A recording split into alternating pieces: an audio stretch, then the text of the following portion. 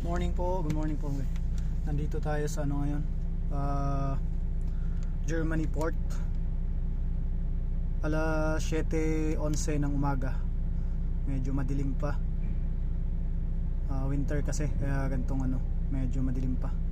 Pero papasok na yung spring. By March mag-a-adjust na yung oras.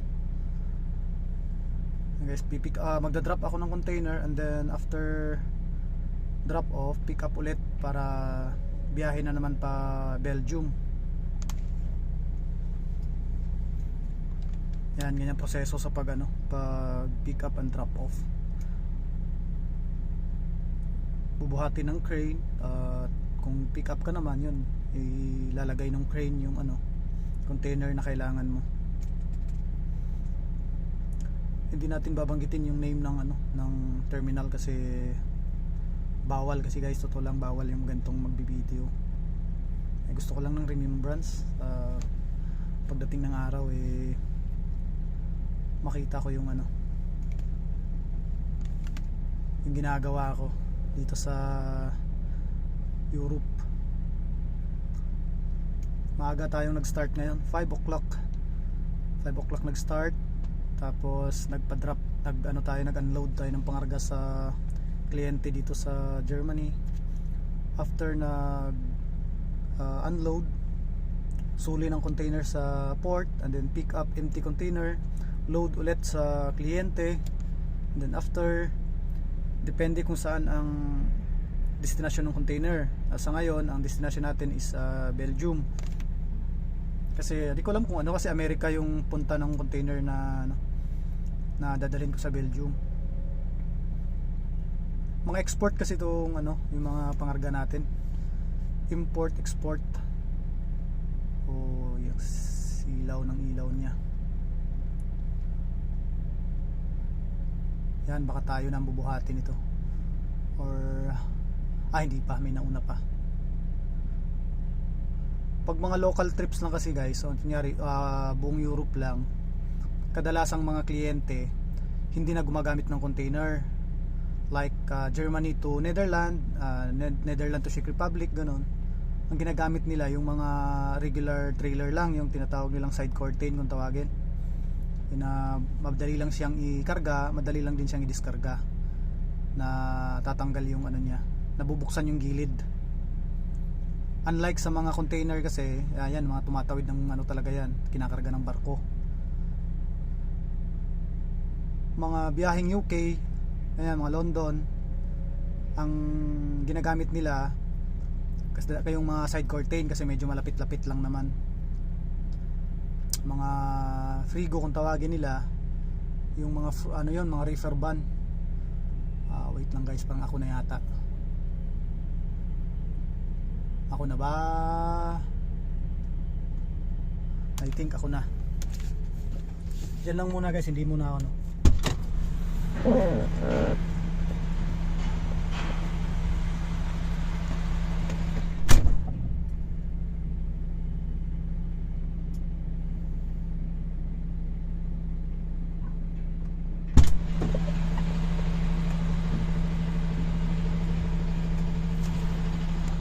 Wow, mali ako, hindi pa pala ako. Yan pala, pipick up pa siya ng empty.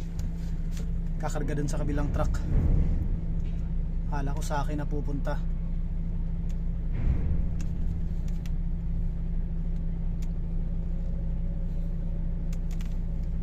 Kakarga niya dun sa nasa unahan, pangatlo yata or pangatlo.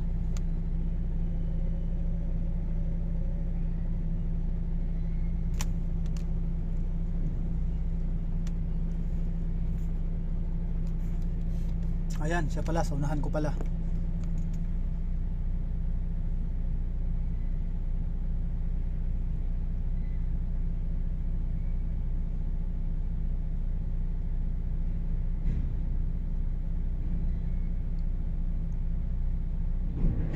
Yun, swak na swak. Then sisinyasan niya yung operator na okay, tapos bubuhatin na ng operator yan.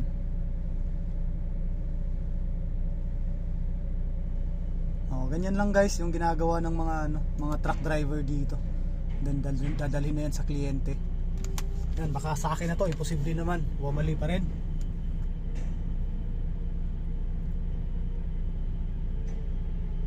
Yun, tuminto na sa tapat ko.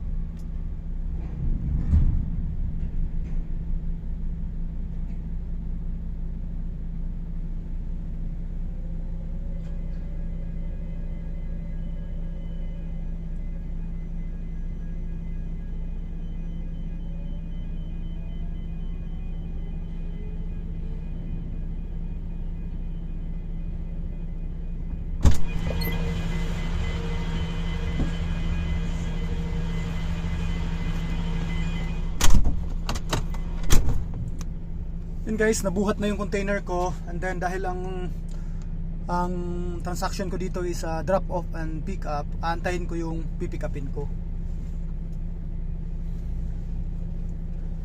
And then pag na-pick up na yon, diretso na siya sa kliyente.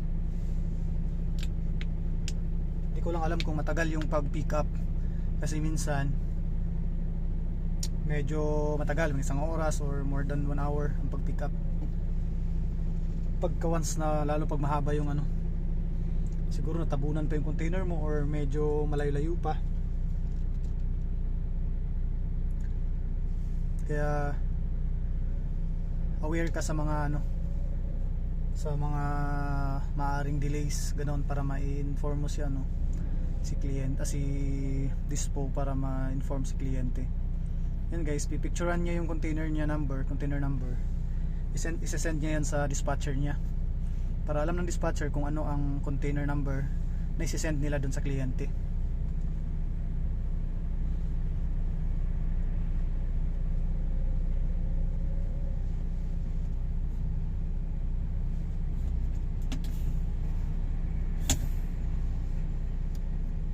Sana ako na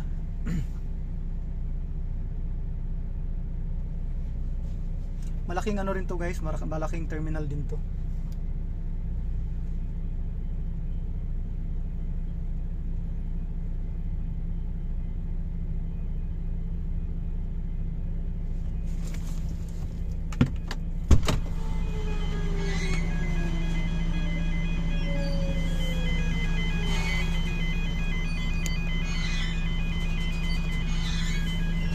Baba muna ako guys, baka sa akin na.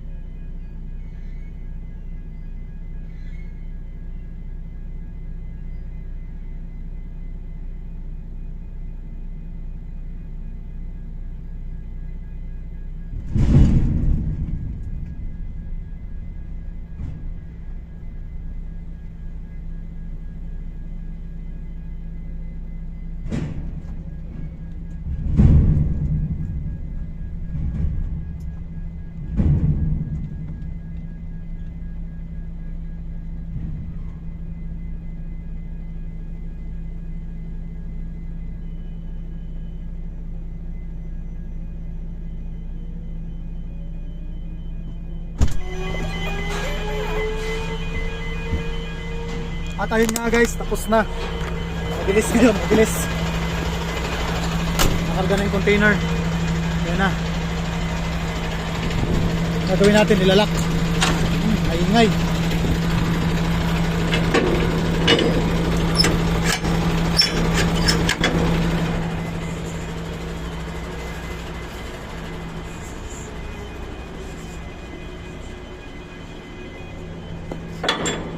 Yan guys, ilalak, twist lock kasi para siguradong di mahuhulog yung container.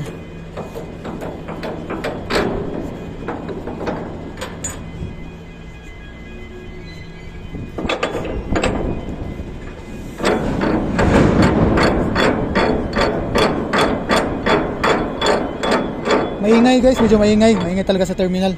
And the next na ano natin is i-check yung loob. Baka mamaya kasi may butas, hindi po pwede. So medyo madilim sa loob guys ha. Nasa loob tayo ng container. Titignan natin kung may makikita tayong siwang sa taas, kung maliit man lang na dent. Kasi maaaring pagmulan ng tagas ng tubig ng dagat. So masisira ang pangarga. Yun guys, malinis siya, walang butas kahit sa mga gilid-gilid.